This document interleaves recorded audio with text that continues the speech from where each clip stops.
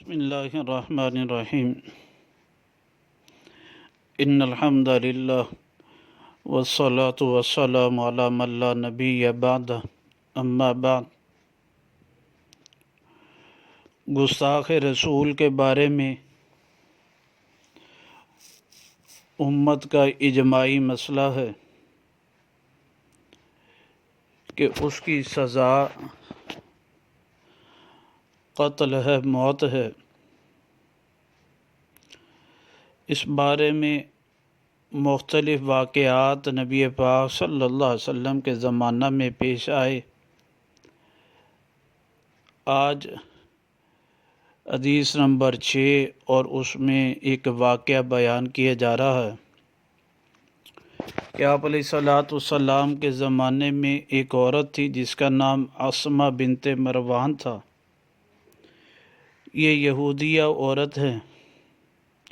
عبداللہ بن عباس رضی اللہ عنہما سے روایت ہے، فرماتے ہیں حجت امرأۃ،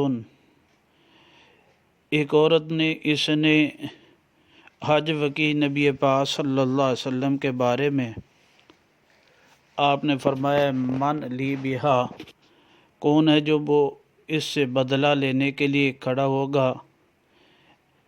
ایک شخص نے کہا انا یا رسول اللہ، میں ہوں، میں اس کام کے لیے کھڑا ہوتا ہوں، اس فریضہ کو نبھاؤں گا۔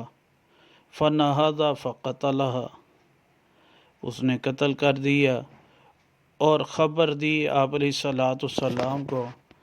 آپ نے اس پر فرمایا لا ینتطح فیہ انزان، دو بھیڑیں جو ہے اکٹھی نہیں ہو سکتی، لڑائی نہیں کر سکتی جو ہے۔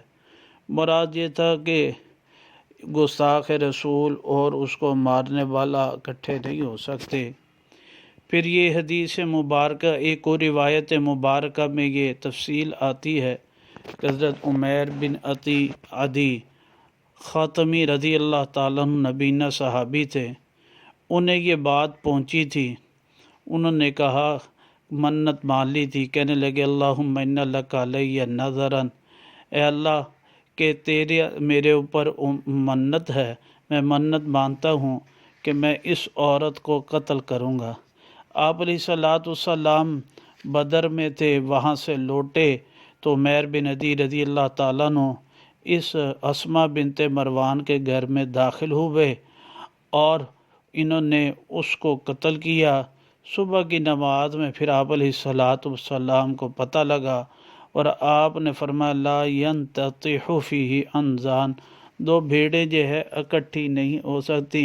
اور پھر آپ نے ایک روایت میں بھی فرمایا فَإِنَّهَا حَدْرٌ، پس بے اس کا خون بیکار ہے۔ یہ حدیث مبارکہ میں جی اور اس کو ذکر کیا المواہب اللدنیہ بالمنح المحمدیہ، علامہ قسطلانی رحمۃ اللہ علیہ نے، اس کی شرح علامہ زرقانی رحمۃ اللہ علیہ نے بھی لکھی ہے۔ اس میں بھی جلد نمبر 2 صفحہ نمبر 342 پر الصارم المسلول علی شاتم الرسول پر میں جو ہے صفحہ نمبر 95 پر یہ موجود ہے۔